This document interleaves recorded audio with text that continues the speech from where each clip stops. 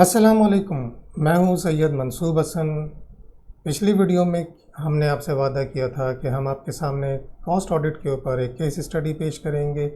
اس دوران securities and Exchange commission کی طرف سے کاسٹ آڈٹ کے حوالے سے ایک پیش رفت ہوئی ہے کہ کاسٹ آڈٹ کو SECP دوبارہ انڈسٹریز کے اوپر نافذ کرنے کے بارے میں سوچ رہا ہے۔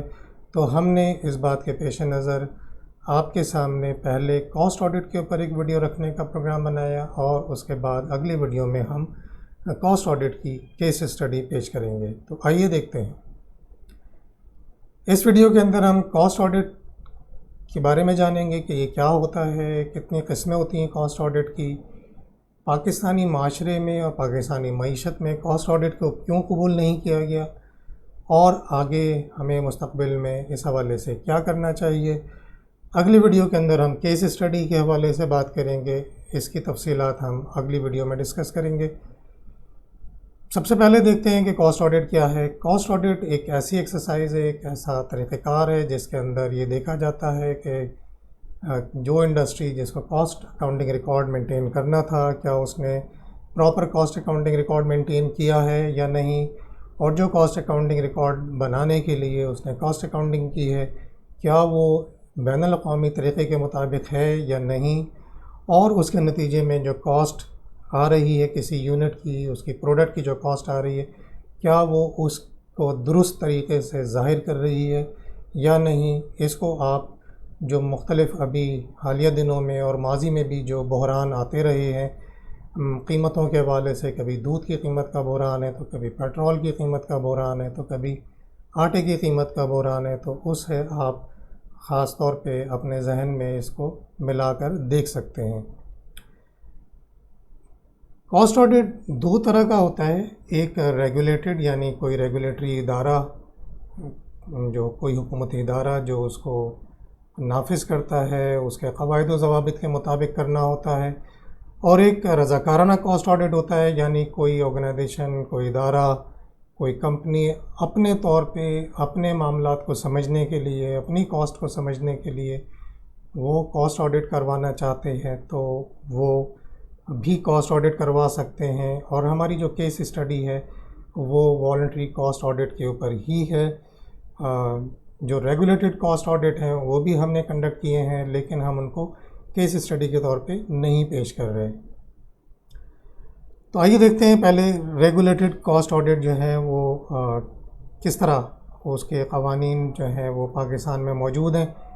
اس کے اندر ہم سب سے پہلے دیکھتے ہیں کہ جو کمپنیز کا جو گورننگ لا ہے، جس سے کہ تمام کمپنیز جس کے ماتحت ہوتی ہیں، جس قانون کے وہ کمپنیز، آرڈیننس 1984 تھا پہلے، اس کے سیکشن 230 یعنی دفعہ 230 کے تحت اس کو کاسٹ اکاؤنٹنگ ریکارڈز مینٹین کرنے تھے، اور دفعہ 258 سیکشن 258 کے تحت اس کو کاسٹ آڈٹ کروانا تھا۔ یہ تھا پرانا کمپنیز آرڈیننس 1984 جو کہ اب ختم ہو گیا ہے۔ جو اب نیا قانون آیا ہے کمپنیز ایکٹ 2017، اس کے سیکشن 220 یا دفعہ 220 کے تحت کمپنیز کو، جو مینوفیکچرنگ کمپنیز ہیں، ان کو کاسٹ ریکارڈ جو ہیں وہ مینٹین کرنے ہیں، اور سیکشن 250 یا دفعہ 250 کے تحت ان کو کاسٹ آڈٹ کروانا ہے۔ لیکن یہاں پر ایک اس کو کنڈیشنل کر دیا ہے، ایک مشروط کر دیا ہے، اس انڈسٹری کی، اس خاص انڈسٹری کی جو ایسوسیشن ہے یا اس کی کوئی الگ اگر ریگولیٹری باڈی ہے تو اس کی ریکمنڈیشن یا سفارشات کے ساتھ اس کو مشروط کر دیا ہے، جس کی وجہ سے کاسٹ آڈٹ تقریباً پاکستان میں ختم ہو گیا تھا۔ لیکن شوگر کمیشن کی رپورٹ نے یہ معاملہ اٹھایا کہ کیونکہ کاسٹ آڈٹ اس میں شوگر انڈسٹری میں پرفارم نہیں کیا جا رہا، اس لیے شوگر کی جو قیمتیں ہیں، چینی کی جو قیمتیں ہیں، وہ بالکل شترے بے مہار کی طرح جو ہیں وہ سر پر دوڑتی چلی جا رہی ہیں، اور مستقل ہم دیکھ رہے ہیں کہ وہ قیمتیں رکنے کا نام نہیں لے رہی اور مستقل بڑھ رہی ہیں۔ اگلا قانون دیکھتے ہیں، companies audit of cost account rules ہیں، جو کہ 1998 میں آئے تھے، جس کے تحت کاسٹ آڈٹ رپورٹ دی جاتی ہے، اور مختلف سالوں میں کاسٹ اکاؤنٹنگ ریکارڈ آرڈرز جو ہیں وہ ایشو کیے گئے. آئیے ان کو دیکھتے ہیں.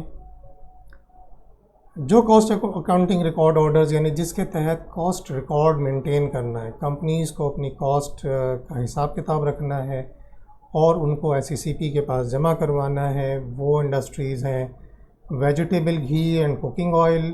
یہ 1990 میں آیا تھا اور ایفیکٹو 1991 میں ہوا. سیمنٹ انڈسٹری کا 94 میں آیا. شوگر انڈسٹری کا 2001 میں آیا. Fertiliser, thermal energy, petroleum refining, natural gas اور پولیسٹر فائبر کے لیے 2008 میں کاسٹ اکاؤنٹنگ ریکارڈ آرڈر جو ہے جنرل آرڈر ایشو کیا گیا. آئیے ذرا دیکھتے ہیں کہ جو اس وقت SECP نے جو ایک قدم اٹھایا ہے کہ پاکستان میں کاسٹ آڈٹ کو واپس نافذ کیا جائے تو اس میں کون کون سی انڈسٹریز شامل ہیں. اس میں سیمنٹ ہے، شوگر ہے، ویجیٹیبل گھی یا کوکنگ آئل ان کی انڈسٹریز ہیں، فرٹیلائزر ہے، الیکٹرک پاور جنریشن ہے. بجلی کی قیمتیں آپ کو پتہ ہے وہ بھی مستقل بڑھ رہی ہیں اور بے تحاشا بڑھ رہی ہیں.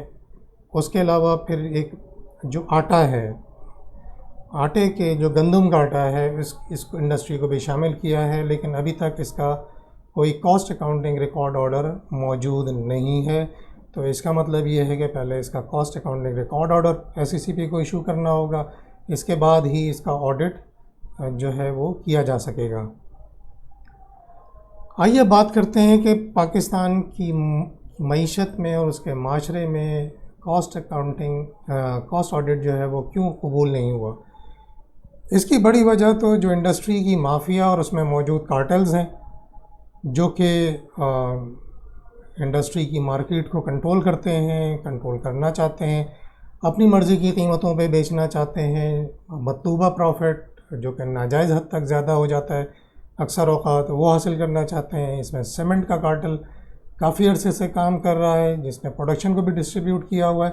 پروڈکشن کی ڈسٹریبیوشن کسی حد تک کہہ سکتے ہیں کہ وہ انڈسٹری کے مفاد میں ہے تاکہ تمام انڈسٹریز جو ہیں وہ کسی نہ کسی حد تک اپنی آؤٹ پٹ کو بیچ سکیں. یہاں تک تو مناسب ہے، لیکن کہ وہ کس قیمت پہ بیچیں اگر یہ انڈسٹری طے کرے بجائے اس کے کہ وہ مارکیٹ کی جو ڈیمانڈ اینڈ سپلائی میکانزم کے تحت ہو یا گورنمنٹ کی کوئی پرائس کنٹرول میکانزم ہو اس کے تحت ہو، تو یہ پھر مونوپلی کی سچویشن اور کارٹل کی سچویشن ہو جاتی ہے جو کہ عوامی مفاد کے نہایت خلاف ہے. شوگر کو ہم دیکھ رہے ہیں کہ کس طرح بڑھ رہی ہے. شوگر کے اندر اس کی جو کاسٹنگ ہے اس کے ایشوز ہیں. پراپر کاسٹنگ وہاں پہ نہیں ہو رہی ہے، پراپر کاسٹ اکاؤنٹنگ وہاں پر نہیں ہو رہی ہے. Vegetable ghee and cooking oil industry کے اندر بڑے سیریس مسائل ہیں، بہت سنجیدہ قسم کے مسائل ہیں. جب میں اس انڈسٹری کا کاسٹ آڈٹ کرنے کی کوشش کر رہا تھا تو انڈسٹری کے جو سرکردہ افراد ہیں وہ نہیں چاہتے تھے کہ یا تو اس انڈسٹری کا آڈٹ ہو، وہ یہ چاہتے تھے کہ آڈٹ ہی نہ ہو. اگر آڈٹ ہو تو جو کاسٹ آڈیٹر ہے وہ انڈسٹری کا وزٹ نہ کرے. اس کی بڑی وجہ یہ ہے کہ وہ نہیں چاہتے تھے کہ وہ یہ دیکھا جائے کہ انڈسٹری کیا حفظان صحت کے اصولوں کے تحت جو ویجیٹیبل گھی اور کوکنگ آئل کی پروسیسنگ ہے وہ کر رہی ہے یا نہیں کر رہی. کیونکہ اگر آئل کو پراپرلی ریفائن نہ کیا جائے، انگریڈینٹس جو اس کے را مٹیریلز ہیں اگر وہ ہیلدی نہ ہوں تو ظاہر ہے کہ بیماریاں پھیلنے کے بہت زیادہ امکانات بڑھ جاتے ہیں. اگر ہم اپنے گرد و پیش میں نظر دوڑائیں تو دل کی بیماریاں، کولیسٹرول، بلڈ پریشر اور دیگر امراض ہمیں اسی لیے بہت زیادہ نظر آتے ہیں کہ جو انتہائی غیر خالص اور نامناسب معیار کا جو تیل اور گھی ہے مارکیٹ میں فراوانی کے ساتھ میسر ہے. اس کے اندر مزید جو خرابی ایک ہے کہ پاکستان کے اندر بھی چربی، جو جانوروں کی چربی جمع کی جاتی ہے اور پاکستان میں امپورٹ بھی کی جاتی ہے دنیا کے مختلف ممالک سے، اس کے اندر حرام اور حلال کے بھی مسائل ہیں. بظاہر وہ صابن بنانے کے لیے استعمال کی جاتی ہے، لیکن اس کا الٹیمیٹ استعمال واقعی صابن بنانے کے لیے ہو رہا ہے یا اس کو پگھلا کے گھی اور تیل میں شامل کر کے ان علاقوں میں بیچا جا رہا ہے جہاں پر کہ کسی ریگولیٹری باڈی کی رسائی نہیں ہے یا وہ وہاں جانا نہیں چاہتے، یا جو شہروں کے اندر ٹھیلوں پہ اور چھوٹے چھوٹے ہوٹلوں کے اندر جو سامان بک رہا ہے، جو چیزیں پک رہی ہیں وہاں پر، وہ کون سا گھی اور تیل استعمال کر رہی ہیں، اس پہ کسی کا کوئی کنٹرول نہیں ہے۔ تو یہ انڈسٹری اس لیے نہیں چاہتی تھی کہ اس کا کاسٹ آڈٹ کیا جائے۔ فارماسوٹیکل اور آٹو موبائل کے اندر ٹرانسفر پرائسنگ کے بہت سارے ایشوز ہو سکتے ہیں۔ ان دونوں انڈسٹریز کے حوالے سے اگر ہم پڑوسی ملک کی مثال دیکھیں کہ انڈیا کے اندر فارماسوٹیکل اور آٹو موبائل کی پرائسز پاکستان میں موجود آٹو موبائل کی پرائسز سے بہت زیادہ کمپیریبل ہیں، کوالٹی وائز بھی وہ بہتر ہیں، پرائسز بھی ان کی کم ہیں۔ تو یہاں پر کیونکہ کوئی ریگولیٹری باڈی ان چیزوں کو چیک نہیں کر رہی، اگر ہے تو وہاں پر کرپشن کے مسائل موجود ہیں، اس لیے یہ دونوں انڈسٹریز بھی نہیں چاہتی کہ ان کا کاسٹ آڈٹ کیا جائے۔ اور پاور جنریشن کے اندر جو ایک بڑا مسئلہ ہے رہا ہے وہ کیپٹل ایکسپینڈیچر کی اوور انوائسنگ کا ہے، جس میں کہ جو مشینری ہے، جو اکوپمنٹ ہے، وہ اس کو ہائر پرائس کے اوپر پاکستان میں امپورٹ کیا جائے تاکہ اس کی جو زیادہ سے زیادہ پرائس ہے بجلی بنانے کی وہ حاصل کی جا سکے، اور ساتھ ساتھ جو اضافی قیمت جو اس کے اندر شامل کی گئی، جو اوور انوائسنگ کی گئی، اس کے ذریعے جو اوریجنل انویسٹمنٹ ہے اسپانسرز کی وہ واپس لے لی جائے، یعنی ہینگ لگے نہ پھٹکری اور رنگ بھی چوکھا آئے۔ تو یہ اس کے اندر یہ مسائل موجود ہیں۔ پچھلی حکومت کے کیے گئے، نہ صرف پچھلی حکومت بلکہ پچھلی حکومتوں میں جو کیے گئے بجلی کے اداروں کے معاہدے ہیں وہ، اور اب جو کیے جا رہے ہیں ان کے حوالے سے بھی اس بات کو دیکھا جا سکتا ہے۔ دوسرا ایک اور اہم نقطہ جس کی وجہ سے یہ انڈسٹری نہیں چاہتی، یہ انڈسٹری یا کوئی بھی انڈسٹری نہیں چاہتی کہ اس کے اندر کاسٹ آڈٹ کو نافذ کیا جائے، کیونکہ جو کاسٹ اکاؤنٹنگ ریکارڈ آرڈرز ہیں اس کے اندر جو کاسٹ ریکارڈ ان سے مانگا جا رہا ہے وہ نہیں دینا چاہتے، اور کاسٹ آڈٹ کی رپورٹ جو ہے جو چیزیں ظاہر کر سکتی ہے وہ نہیں چاہتے کہ یہ چیزیں بھی ظاہر کی جائیں حکومتی اداروں کے اور عوام کی کے علم میں آئیں کہ ان کی اصل قیمت کیا ہے، اصل کاسٹ کیا ہے، اور وہ کتنا منافع اپنی چیزوں پر کما رہے ہیں، اس میں کتنا جائز ہے اور کتنا ناجائز ہے۔ یہ چیزیں نہیں چاہتے یہ لوگ کہ وہ سامنے آئیں۔ تو ایک مختصر سا جائزہ لیتے ہیں کہ جو کاسٹ اکاؤنٹنگ ریکارڈ آرڈرز ہیں اس کے اندر کیا چیزیں مانگی گئی ہیں۔ جیسے مثال کے طور پہ سیمنٹ انڈسٹری کے اندر جو مائننگ ہوتی ہے، جو کوئری کہلاتی ہے لائم اسٹون کی، چونے کے پتھر کی، اس کے اوپر جو کاسٹنگ ہوتی ہے، جو ٹرانسپورٹیشن ہے، جو کرشنگ جہاں پر ہوتی ہے، جہاں پر اسٹاکنگ ہوتی ہے، را مل جو بھٹی میں جو اس کی کاسٹ آتی ہے، اس کو سیمنٹ بنانے کی، اس کی پیسنے کی اور پیکنگ اور اسٹوریج کی جو کاسٹ ہے وہ، پھر الگ الگ raw material, labour, furnace oil یا gas, electric power, consumable stores ہیں، ریپیئرز اینڈ مینٹیننس ہے، کمپریسڈ ایئر ہے، یعنی ہر اکاؤنٹ کی الگ الگ ڈپارٹمنٹ وائز کاسٹ کا بریک اپ جو ہے اس کے اندر ان کو رکھنا اور ریگولیٹری اداروں کو سبمٹ کرنا لازمی ہے، جو کہ وہ لوگ نہیں چاہتے۔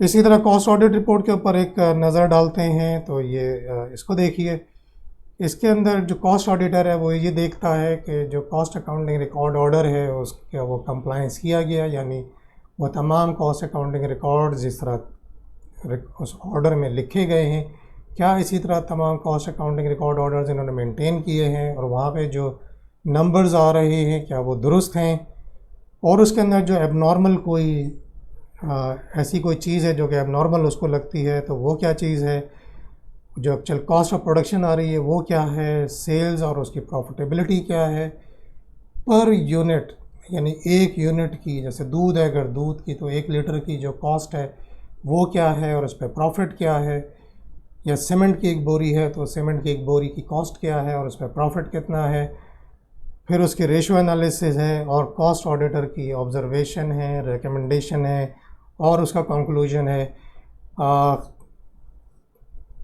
میں آپ لوگوں کے سامنے یہ ایک بہت اہم نقطہ رکھنا چاہتا ہوں کہ یہ جو لاسٹ آخری نقطہ جو میں نے آپ کے سامنے رکھا ہے، یہ نقطہ فائنینشیل آڈٹ کی رپورٹ کا پارٹ نہیں ہے. یہ چیز فائنینشیل آڈیٹر نہیں لکھتا، نہیں لکھ سکتا، کیونکہ اس کی جو اسٹینڈرڈائزڈ آڈٹ رپورٹ ہے اس کے اندر اس قسم کی کوئی چیز اس سے نہیں مانگی گئی، اس لیے وہ اس قسم کی کوئی چیز پیش نہیں کرتا. اس لیے اس قسم کی تمام چیزیں چھپی رہتی ہیں. جبکہ کاسٹ آڈیٹر کے حوالے سے اس کو یہ ایک مکمل موقع دیا گیا ہے کاسٹ آڈیٹر کو کہ وہ اپنی آبزرویشنز، اپنی ریکمنڈیشنز اور اپنے کنکلوژنز جو ہے وہ ان کو کھل کے بیان کر سکے. یہ بہت اہم چیز ہے کاسٹ آڈٹ کے حوالے سے. اسی لیے جو انڈسٹری ہے وہ نہیں چاہتی، جو انڈسٹری کے ایسے لوگ جو ناجائز منافع خوری میں مصروف ہیں یا کوئی اور غلط ناجائز طریقوں سے منافع کمانے میں مصروف ہیں، تو وہ نہیں چاہتے کہ ان کی جو پریکٹسز ہیں، ان کا طریقہ کار ہے، وہ سامنے آئے، حکومت کے سامنے آئے یا عوام کے سامنے آئے. اس کا نتیجہ کیا نکلا؟ اس کا نتیجہ یعنی انڈسٹری نے کاسٹ آڈٹ کو روکا اور دوسرے لوگوں نے کاسٹ آڈٹ کو روکا، اور لوگوں کے بھی مفادات ہیں کہ کاسٹ آڈٹ نہ آئے پاکستان میں تاکہ ان کے لیے مزید مسائل پیدا نہ ہوں. تو اس کا نتیجہ کیا نکلا؟ اس کا نتیجہ یہ نکلا ہے کہ بنگلہ دیش جو کہ غریب ملک کے طور پہ پاکستان سے الگ ہوا تھا، آج اس کی جو ٹوٹل ایکسپورٹس ہیں وہ 40 ارب ڈالر سے زیادہ ہیں. 2019 میں اس کی صرف ٹیکسٹائل کی ایکسپورٹ پاکستان کی ٹوٹل ایکسپورٹ سے زیادہ ہے. پاکستان کی ٹوٹل ایکسپورٹ تقریباً 25 ارب ڈالر ہیں، جبکہ بنگلہ دیش کی صرف ٹیکسٹائل کی ایکسپورٹ 30 ارب ڈالر سے زیادہ ہیں. یعنی صرف 5 ارب ڈالر تو ٹیکسٹائل کی ایکسپورٹ زیادہ ہے. اگر پاکستان کی ایکسپورٹ بھی اگر صرف 5 ارب بھی بڑھ جائے تو پاکستان کے اوپر سے جو قرضوں کا بوجھ ہے وہ بہت کم ہو سکتا ہے، بشرطے کہ ہماری انڈسٹری کے لوگ اور کچھ اور ریگولیٹری ادارے اگر تعاون کرنا شروع کر دیں انڈسٹری کے ساتھ تو پاکستان یقیناً آگے بڑھ سکتا ہے. پاکستان کے اندر بہت پوٹینشل ہے، پاکستان میں بہت وسائل ہیں. یہ کوئی سیاسی بیان نہیں ہے، یہ ایک پروفیشنل اسیسمنٹ ہے جو کہ ایک پروفیشنل آپ کے سامنے پیش کر رہا ہے. اسی طرح ہم جب پڑوس میں دیکھتے ہیں، یہ بات میں نے آپ کے سامنے پہلے بھی رکھی کہ انڈیا کے اندر بھی بنگلہ دیش کے اندر دونوں ملکوں کے اندر کاسٹ آڈٹ جو ہے وہ مینڈیٹری ہے، یعنی لازمی ہے. اور اس کی مزید خاص بات یہ ہے کہ وہ صرف cost and management accountant he perform کر سکتا ہے، کوئی chartered accountant cost audit perform نہیں کر سکتا. اگر چارٹرڈ اکاؤنٹنٹ کے پاس کاسٹ اینڈ مینجمنٹ اکاؤنٹنٹ کی کوالیفیکیشن بھی ہے تو یقیناً وہ کاسٹ آڈٹ بھی پرفارم کر سکتا ہے. لیکن انڈیا میں اور بنگلہ دیش میں کوئی چارٹرڈ اکاؤنٹنٹ کاسٹ آڈٹ نہیں کر سکتا. پاکستان کے اندر یہ بہت زبردست انوملی ہے، یعنی قانون کے اندر یہ ایک بڑی خرابی ہے کہ کاسٹ آڈٹ کے لیے چارٹرڈ اکاؤنٹنٹس کو بھی اجازت دے دی گئی ہے، جبکہ وہ اس کے لیے ذہنی طور پر تیار نہیں ہے. ان کا ذہن فائنینشیل آڈٹ کے لیے تیار کیا جاتا ہے. فائنینشیل آڈٹ کی رپورٹ ایک اسٹینڈرڈ رپورٹ ہے، اس کے اندر کوئی فلیکسیبلٹی نہیں ہے، بہت لمیٹڈ اسکوپ کے ساتھ وہ آڈٹ ہوتا ہے. اور اس کے اوپر ہمیں آپ کے سامنے ایک مزید الگ سے ایک پروگرام کریں گے، الگ سے ایک ویڈیو آپ کے سامنے پیش کریں گے جس کے اندر ہم لمیٹیشن آف فائنینشیل آڈٹس آپ کے سامنے رکھیں گے اور بینیفٹس آف کاسٹ آڈٹ بھی آپ کے سامنے رکھیں گے. تو یہ دیکھیے کہ انڈیا نے اور بنگلہ دیش نے کاسٹ آڈٹ اپنے یہاں امپلیمنٹ کیا تو وہ کاسٹ افیکٹو ہوا. کاسٹ افیکٹو ہونے کے نتیجے میں اس نے انٹرنیشنل مارکیٹ میں کمپیٹ کرنا شروع کیا اور اس نے دنیا کو پیچھے چھوڑ دیا. پاکستان کو بھی بیٹ کیا اس نے بہت ساری جگہوں پہ اور پاکستان کا بزنس وہ لے گیا. یہاں تک کہ پاکستان سے بھی انڈسٹری جو ہے وہ بنگلہ دیش شفٹ ہو گئی. انڈیا کے اندر ہم نے آپ سے تذکرہ کیا کہ کیونکہ کاسٹ آڈٹ وہاں موجود ہے، کاسٹ کنٹرولز وہاں پہ بہت اچھے ہیں، وہاں کی فارماسوٹیکل اور آٹو موبائل کی کاسٹ اور کوالٹی پاکستان میں بننے والی جو یہ پروڈکٹس ہیں ان سے کہیں کم ہے اور کوالٹی کہیں بہتر ہے. اور یہ دونوں ممالک پاکستان سے کہیں آگے ان معاملات میں نکل چکے ہیں. پاکستان کو اگر آگے بڑھنا ہے تو دوبارہ ان چیزوں کی طرف نظر ثانی کرنی ہوگی. وے فارورڈ کیا، آگے کیسے بڑھیں، آگے کیسے چلیں چیزیں لے کے، پاکستان کو درست کیسے کریں، پاکستان کے معاملات کو بہتر کیسے کریں. آئیے دیکھتے ہیں.